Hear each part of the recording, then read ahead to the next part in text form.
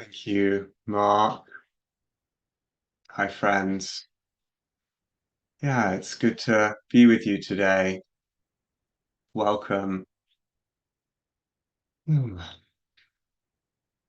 going to make it so that I can see all of you, or some of you. There we go. Great to see you. So, a bit by way of introduction, and I invite you to begin practicing right away, even as I talk, if possible, giving some of your attention to noticing what's supportive and steadying in your experience right now.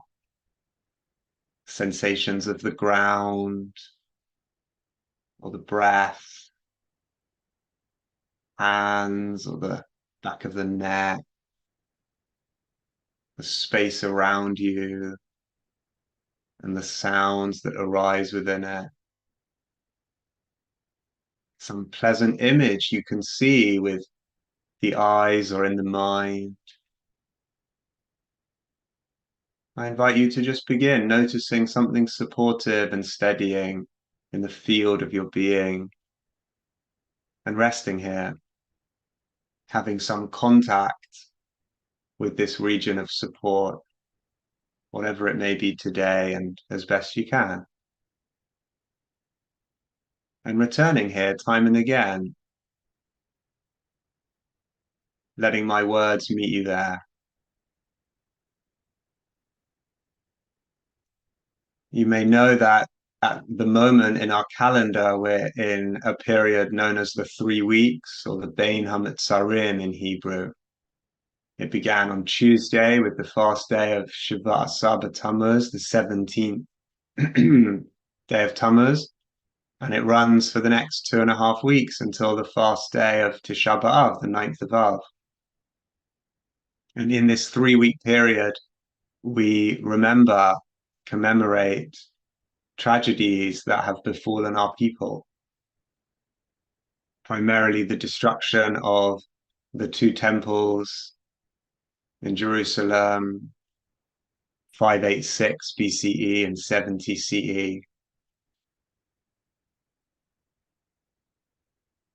And of course, as well as the pain of past tragedies, the ongoing pain of this year is here too. We can really only pause with that. Let my heart be broken.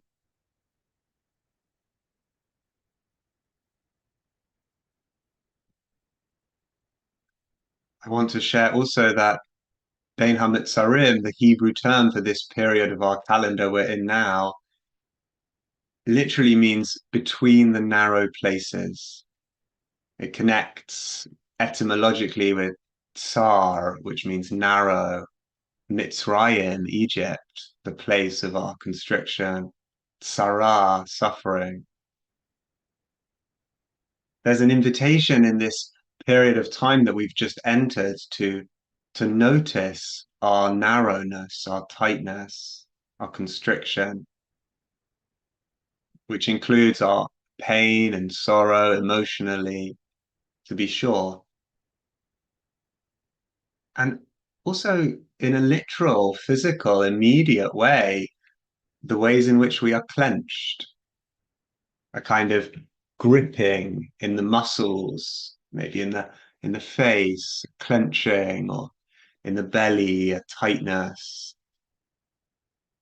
One of my favorite practices is just putting one hand on my chest and one hand on my belly. And often when I do that, I invite you to try it out with me. I just notice that, oh, there's a bit of tension, a bit of holding in my chest or belly, and just the contact with my hands lets my chest fall outward a bit, take up a bit more space. So that's another place we might notice tightness. Also in the mind, right? We're gripping onto a certain idea or thought very often. Sometimes said that our very awareness can have a texture of narrowness or a texture of openness. like the tent of Abraham and Sarah, open on all sides. So we're invited to notice all this, to notice our tightness and our narrowness in these 3 weeks, especially.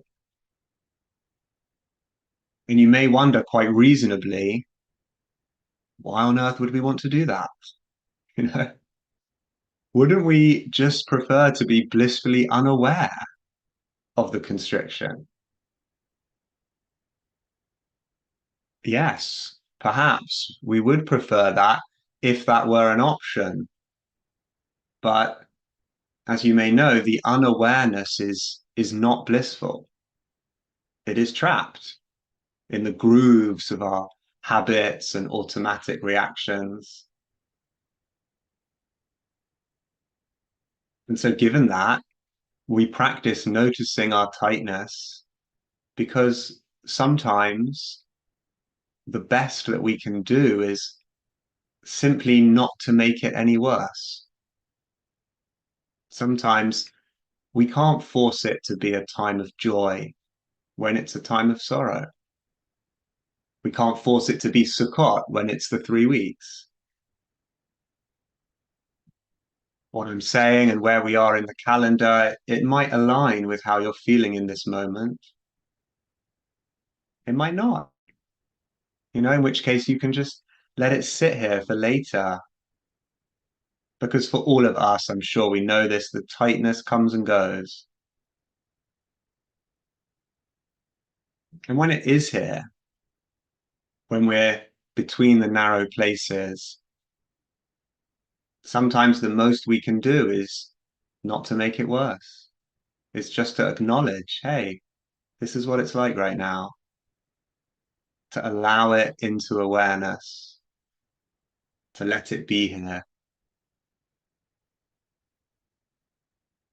I wonder if you feel the kind of trust in this practice of allowing, kind of emunah, that actually maybe we don't have to solve it all. We don't have to be individually responsible for everything that we experience. We don't have to fix the tightness right away and make it feel something different. Sometimes we can just let what is here be here. We can allow our tightness and the whole of ourselves to be held in a wider space rather than having to hold the whole space ourselves. We can be in it. Minha Metzar Karatia says in the Psalms, from the narrow place I called out to the divine, who answered me, Anani Vamerchavia, who answered me with spaciousness, divine spaciousness. It's like perhaps we don't have to bring or force or generate the spaciousness.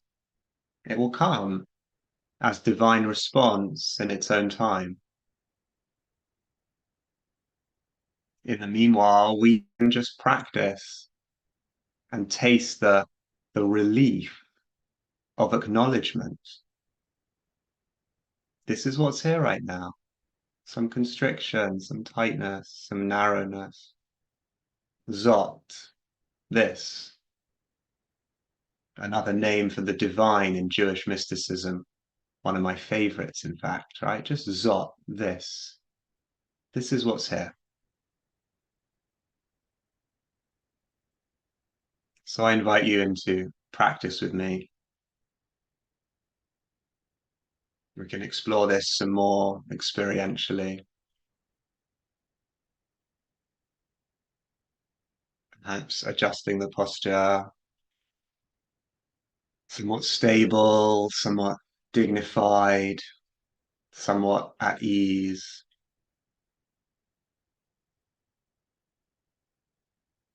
Maybe the eyes close, maybe they come away from the screen and rest somewhere with a soft focus.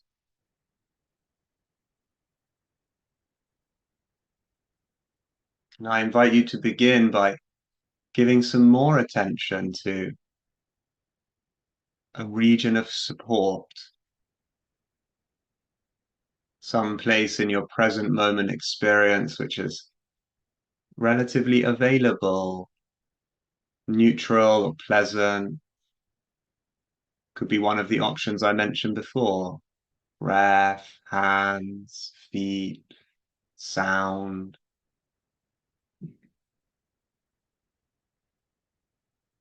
Of course, in the background of awareness, there's room for everything. We can just choose one particular part of it all to turn toward, rest the mind in.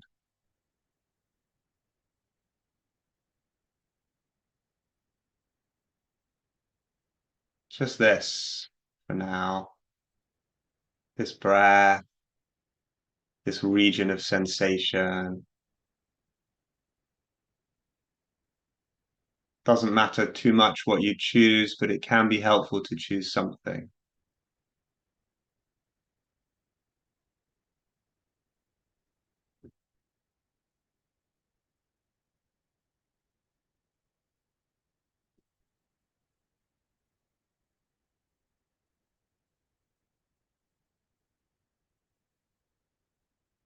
And just to keep returning here, after each inevitable wandering of the attention, that's just what happens. We just keep coming back to this, whatever this is for you.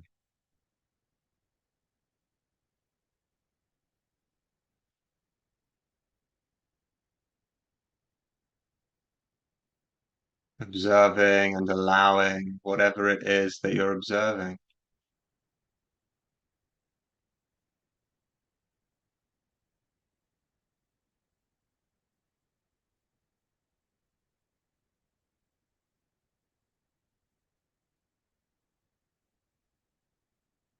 Not having to generate any particular experience, giving the mind something to do, but minimally, just observing as little as that.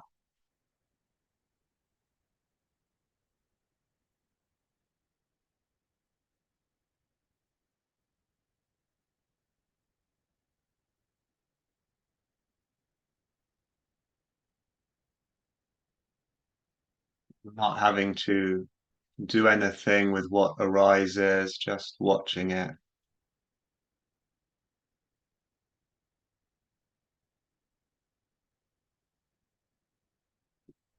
as best you can.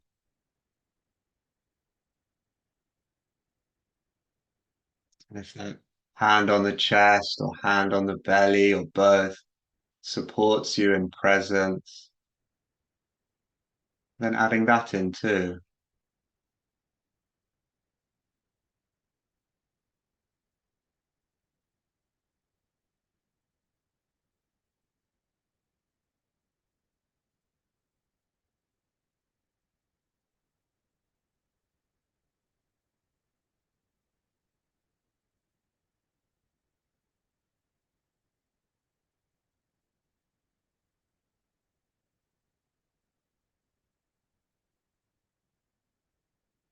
And knowing that you can stay in touch with and return to this chosen focus at any point.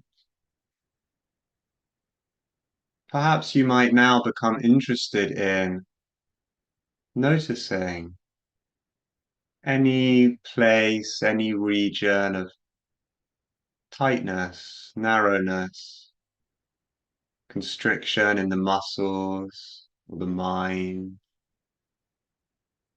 the general texture, whether it's located in a particular region or more broadly.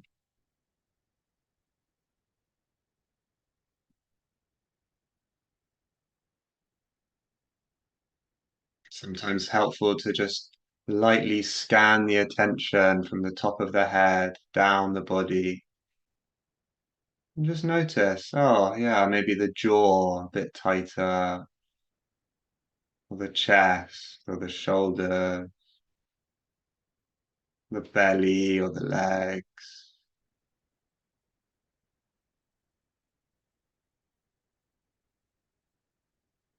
as best you can. The invitation here is to allow it to be here, to allow the textures of tightness and anything else, all the textures welcome in the boundless space of awareness. Okay, this is what's here. Modeh ani, we often translate modeh, modah, odeh ani as I'm grateful. Can also just mean I acknowledge. Modeh ani, I acknowledge what's here. I allow it.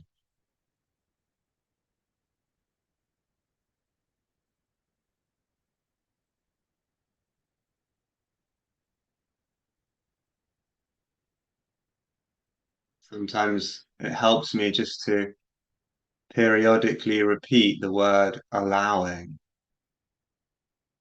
like I'm dropping it into the pool of my being, like an essence that infuses the space, allowing, or modernity.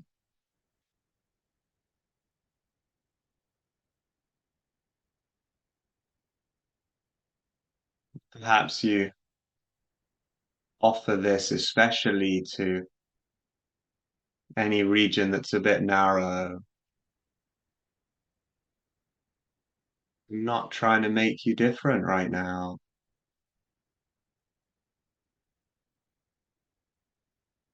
There are other practices which do that and they can be rich, but it can also be so fruitful and peaceful just to allow this.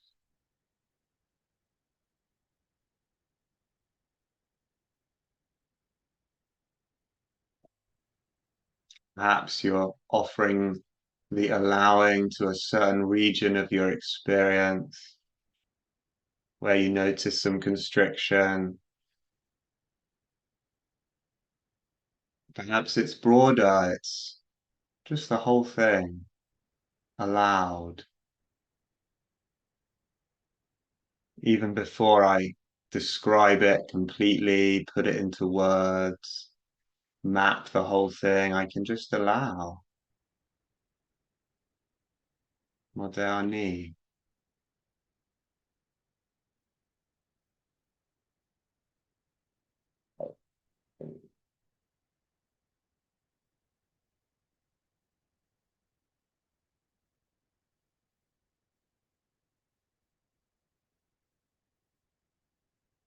Returning at any point to your chosen focus that we began with, if that feels helpful, steadying, always available,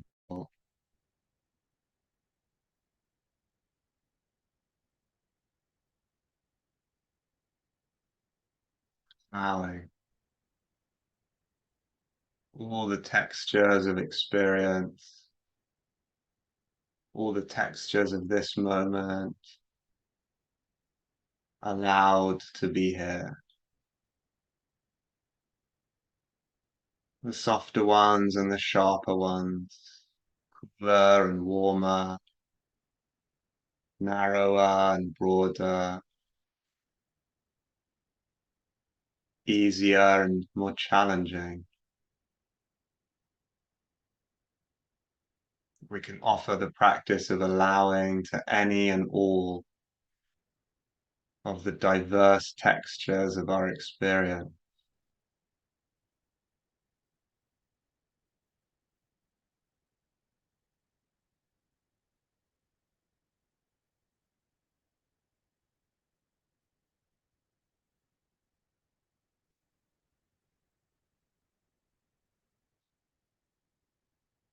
And as we allow, as we let the space be soft and receptive, even to what's challenging, we may notice somewhat that the softened awareness has room for more than one thing. It doesn't have to be just this or that. It might be that there's tightness here and also something else, some glimmer of opening or ease, hopefulness, loveliness, connection.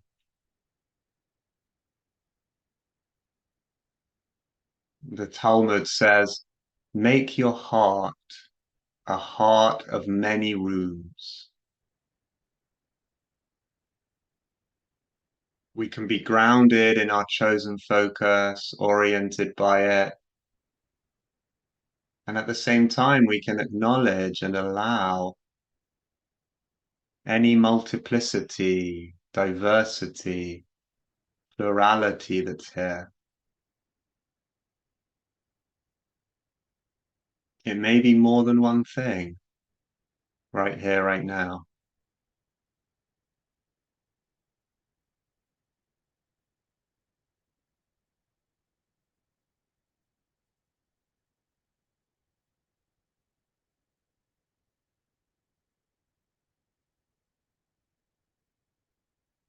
Allowing.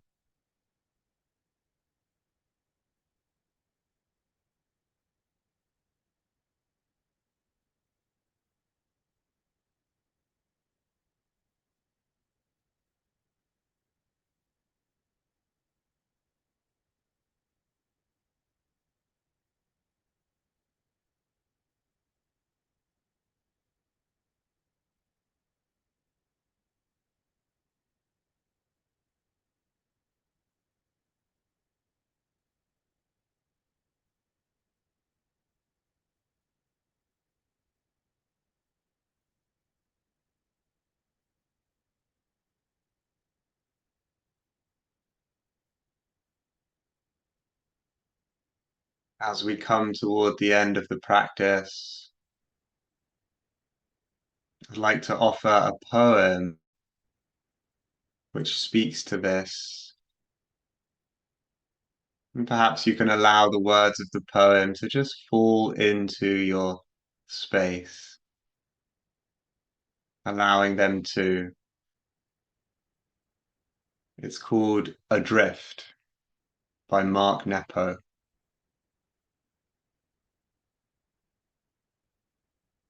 Everything is beautiful, and I am so sad.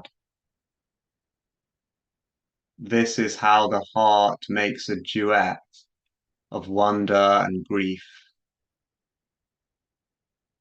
The light spraying through the lace of the fern is as delicate as the fibers of memory forming their web around the knot in my throat. The breeze makes the birds move from branch to branch as this ache makes me look for those I've lost in the next room, in the next song, in the laugh of the next stranger. In the very center, under it all, what we have that no one can take away, and all that we've lost, face each other. It is there that I'm adrift, feeling punctured by a holiness that exists inside everything. I am so sad, and everything is beautiful.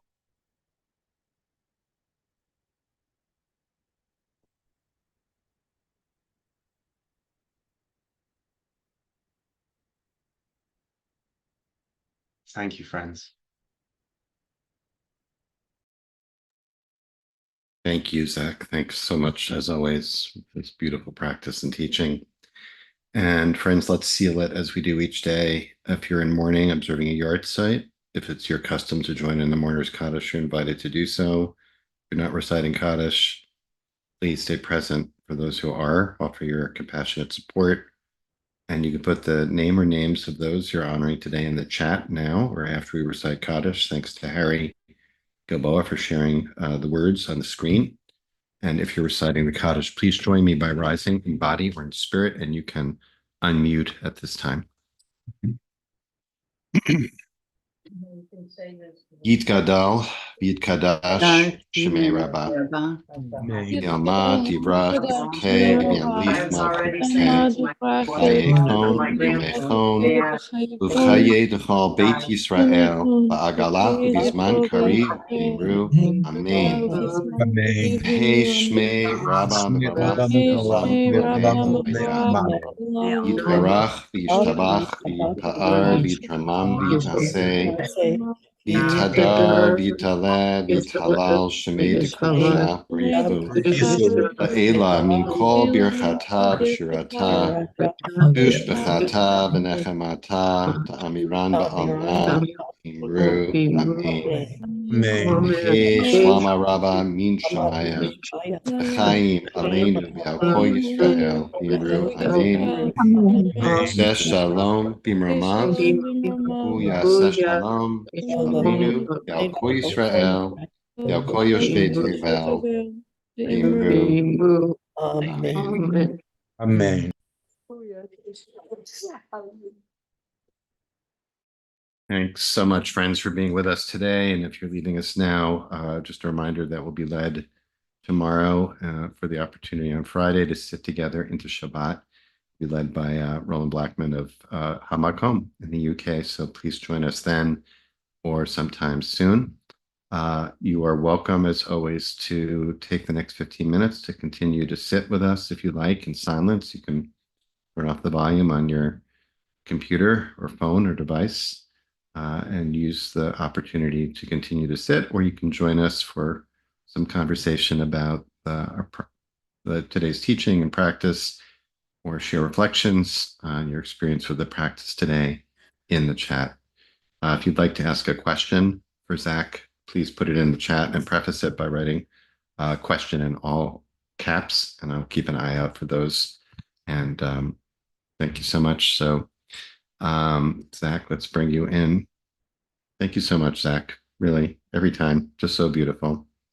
And I was thinking, you're inviting us today in the context of this time of year, these 3 weeks between the 17th of Tammuz and Av, to be with hard stuff, to be with constriction, right? And we'll dive into that a little bit more, but I just want to start by saying that your the presence that you bring to the teaching that is in your voice, but also just in your being, really does allow us to be able to explore that terrain, which otherwise could be very daunting for people. So I want to basically just say kol hakavod and say those words of appreciation for your teaching to begin with. Two points I want to bring up. I'm going to keep an eye on the chat as well, friends. So take an eye. There was a question that came in that I'll scroll up. Oh, yes. Thank you, Jean. Well, I want to start with this, Zac. There were a few words that you brought our attention to that I thought that for me resonated. I wonder if they resonate with others as well in the teaching, that also is part and parcel of allowing us, of enabling us to be with constriction, tightness, challenging emotions and sensations. And that's the word allow. You said just allow it to be, right? Allow it to be. And not fight it. The other, together with that, you mentioned we're just not trying to make things worse, right? So I want to invite you to elaborate, if you're inclined, a little bit on that. Like when we're first of all just noticing, because we're bringing attention to constriction, noticing constriction, and then there might be a natural human reaction, aversion to that where we want to push it away or escape from it in some way, right? And then there's this voice that kicks in, like your voice that says, oh, just allow it to be, allow yourself to be with that, right? And don't make it worse, because then we can go the other way Like once we have the constriction in mind, we can say, oh, right, there's that, and then there's that, and then there's that, right? And then exacerbate the constriction. So you were inviting us really to just kind of notice the constriction that is there, not manufacture it, not make it up and say like, oh, I should feel constricted. It's Tammuz, but notice the constriction that's there and not make it worse. So I just want to start with that. Just if you Mm, mm. maybe want to elaborate a little bit on that. I Thank know you, Mark. people are very taken by the poem too. I want to dive into the poem in a bit too. Totally. Um, Poem is in the source sheet. I'll say that. Really appreciate what you say, Mark. Thank you so much. And I'm seeing lots of messages in the chat and really receiving those very gratefully. I often actually save the chat at the end and then I can just absorb it. I just want to let you know that. Very much appreciated. Um, this word allowing, it might be the most helpful word that I know in mindfulness practice. And I often feel that I would benefit from being played it on something of a loop, just all the time as I go about my day, because it just softens me. It just makes things a bit easier. Um,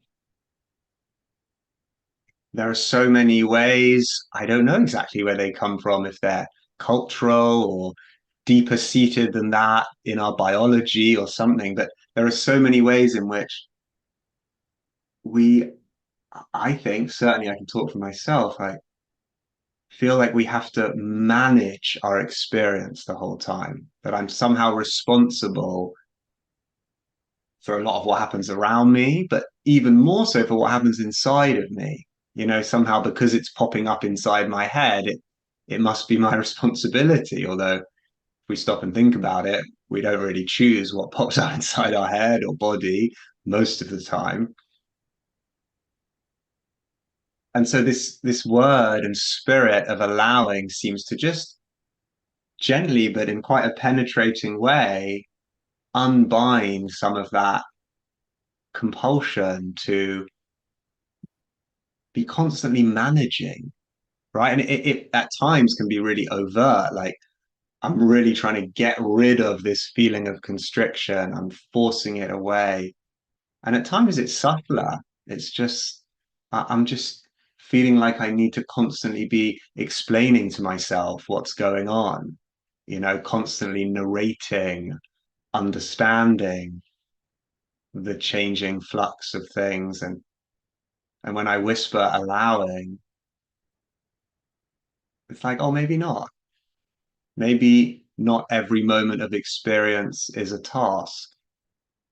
And I think, especially when something is difficult and challenging, our problem solving habits kick in. And it's like, well, the fact that this difficulty is here, it must be because I did something wrong.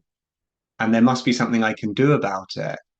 And if I haven't worked out what I can do about it, I better keep scrambling around trying to work out what I can do about it. And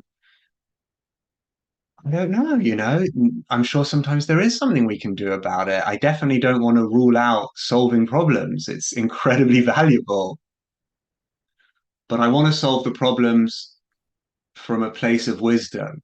It's like I don't have to immediately solve the problem. I want to solve the problems that I choose to give my attention to rather than just compulsively having to fix everything that pops up inside of me. It's like, oh, that's just some chattering thoughts. I don't need to solve those. They're not a problem. That's just some constriction. So I would say that allowing for me is a kind of baseline. It's like I keep coming back to allowing, keep coming back to allowing. And from that place, I then choose, what do I want to try and change? There are some things I really want to try and change, but I want to do that in a way that's chosen. It's true also, this is the last thing I'll say for now, but it's true also in relation to suffering. I don't want to feel that every challenge I have to hammer away at it until it disappears. Some of them, it's just, you know what, this is here. Like maybe there's nothing I can do about it. Maybe this is just what human life is like. And other challenges, it feels like, well, actually, I really want to work at this. And often it's a bit of both. There we go. I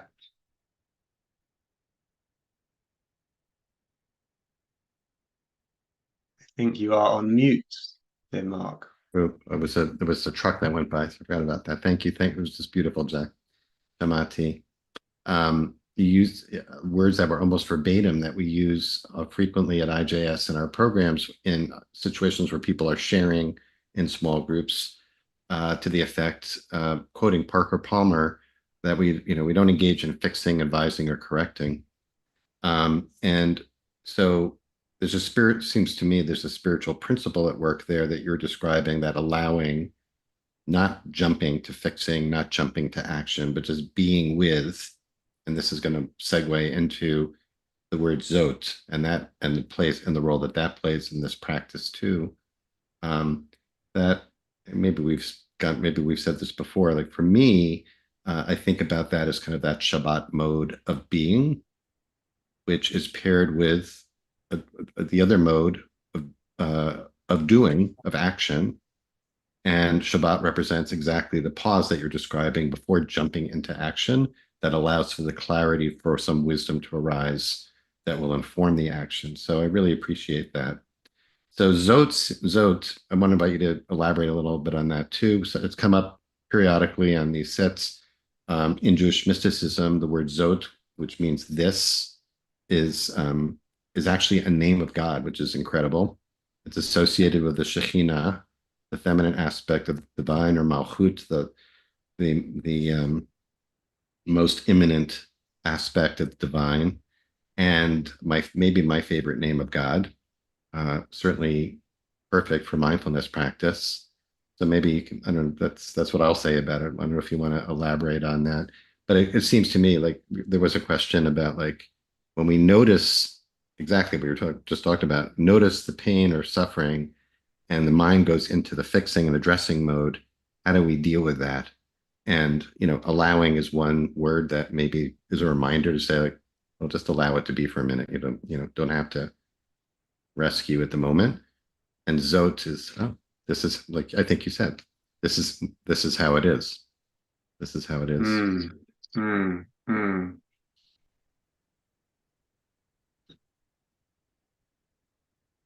When you remind us, Mark, that Zot as a name of the divine is particularly associated with the most imminent Mm-hmm.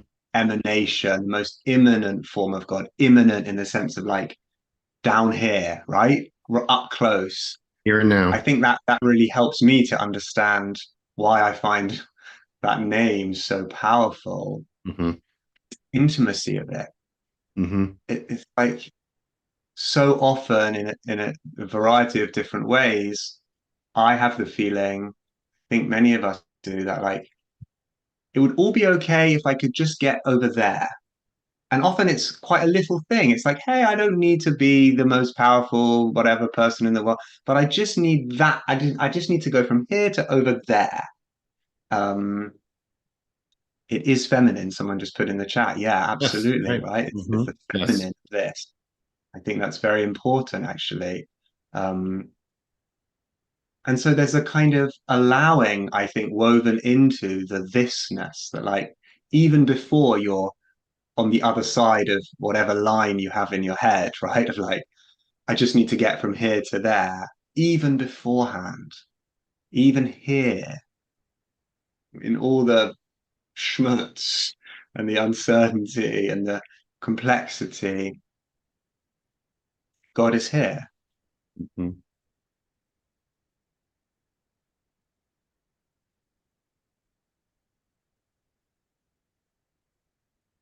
And and there's something that we're slowly, slowly, slowly cultivating, one moment of practice at a time, which is a capacity to just stay where we are, stay here with this, and not instinctively assume that before I let myself rest, before I ease into Shabbat, I have to get over there.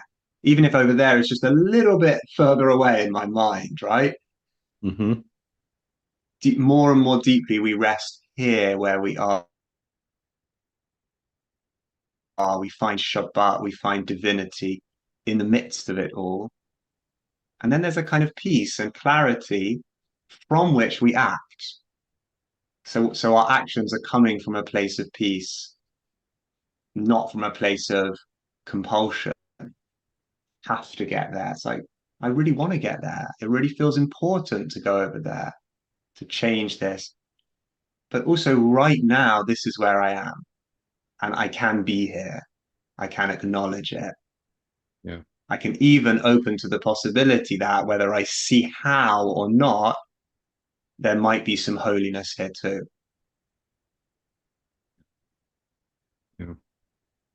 Um, well, we're almost at time. I'm just noting that there's a final observation in the chat from Eileen that who notes that sometimes allowing doesn't enable uh, someone to feel safe.